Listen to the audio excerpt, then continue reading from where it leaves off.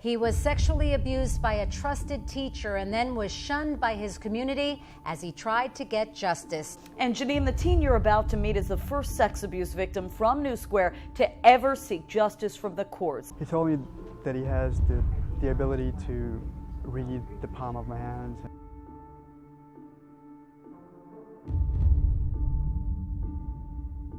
Yossi's life coach started to read other parts of his body. That ritualistic abuse, Yossi says, dragged on 3 times a week for 4 agonizing months, each time Taubenfeld ordering him to stay silent.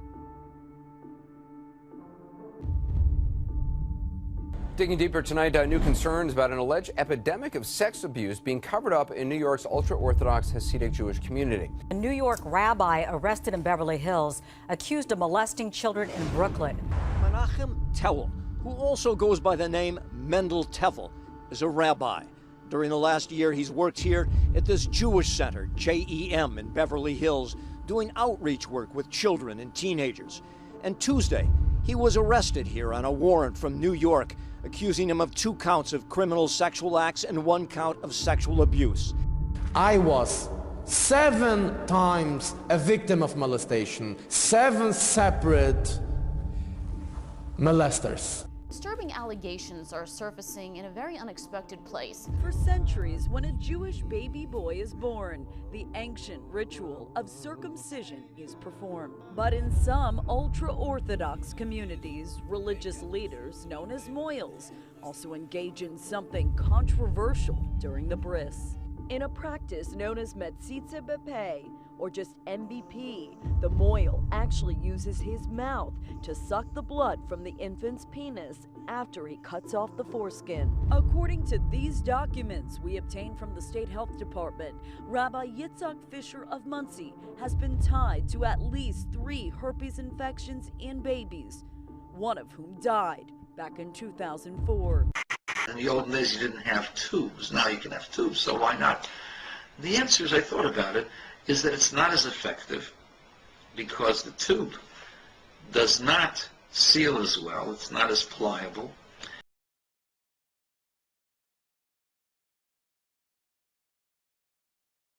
It's not as quick, and it's not as close. You have to have a quick suction action. There's the theory, some people feel that it is, some people feel that it's not, that the saliva of a human being has some antiseptic qualities. And it's actually brought in the halacha of the Talmud that the saliva of certain people were actually used as curatives.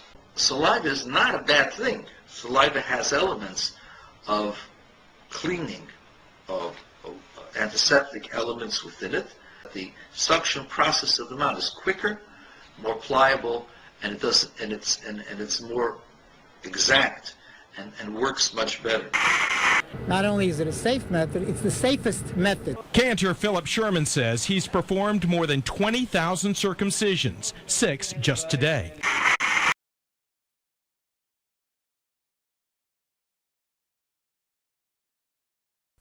The oral law of Sinai explains the written law. We would not know how to live on the Sabbath if it were not for the oral law.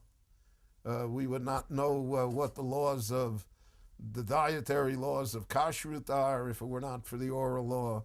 We would not know what the tefillin, what the boxes on our arms and heads that we wear every morning in our prayer service, what they're supposed to be. And in fact, all of Judaism would be completely mysterious, would be voodoo, if it were not for the oral law, which explains all of these things and gives us the basis. We Jews believe that when Moses went on Mount Sinai, he really received 2 Torahs, so to speak.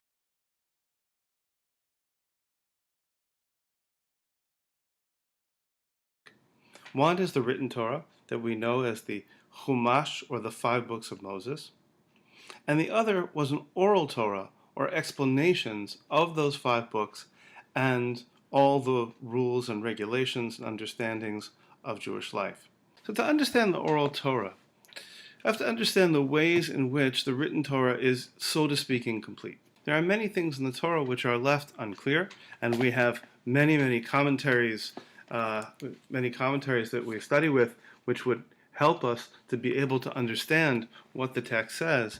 But we also have a tradition of oral interpretation and understanding that goes all the way back to Moses and is passed on from teacher to teacher to teacher to teacher, all the way down to us. That tradition remained oral up until about the 2nd century.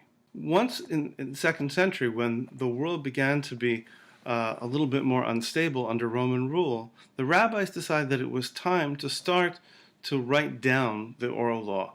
And that took a number of different forms. And ultimately, the ultimate production of the oral law was the Talmud, a huge collection of the lectures and discussions of rabbis over a period of about 400 years, written really in the form almost of note-taking. 33-year-old Rabbi Yoel Malik, now accused of preying on 3 troubled teen boys from a Borough Park yeshiva for at-risk students. Unlicensed Satmar counselor Nekemia Weberman was sentenced to 103 years in prison for turning a schoolgirl into his sex toy for 3 years, starting when she was just 12. Do you think that if someone knows something, if someone's been abused, do you think they should go to the police, or do you think they should go to the rabbis first? Try the rabbis first. Why do you say that? Because I'm Jewish and we have our law.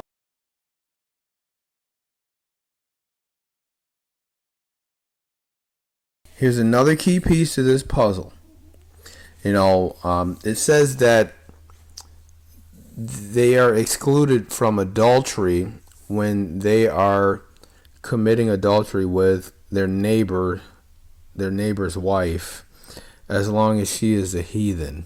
And then the other component, their Talmud encourages seducing underage adolescent girls called designated bondmaids. Why would they do that? Whoa. So why not throw the Ouija board in here too? Oh, let them try that with your daughter, right? Okay, think about it. Why aren't you doing something about this? According to the Talmud, a man is only guilty of having some form of sexual intercourse with the designated bondmaid in the case that what is deemed natural connection. Isn't all of this natural connection when you touch another person? That's a natural connection, right? Then it says that it must be a perverse connection which is allowed. I mean, come on. Isn't rape perverted in the first place? All right, thank you. Now, and one of many endorsements of child rape. Child rape. So now they're beginning to give you etymology on what style of rape is, good and not good. Here we go. They say Simeon ben Yochai, one of their rabbis, he says that a proselyte or someone who is converted to Judaism, which they all are, aren't they? All right, an underage child, a female child that is under the age of 3 years and 1 day, that child is permitted to be married to a priest. Are you kidding me? Come on, man. This cannot be serious. When you have written a legal outlet for yourself to commit an abomination that is written in Torah that you are not supposed to do, well, what makes you think that it's okay to do it anyway because you have other rabbinical writings that's justifying your claim? There's no justice in that. There's no justification. It's wrong. It's morally wrong.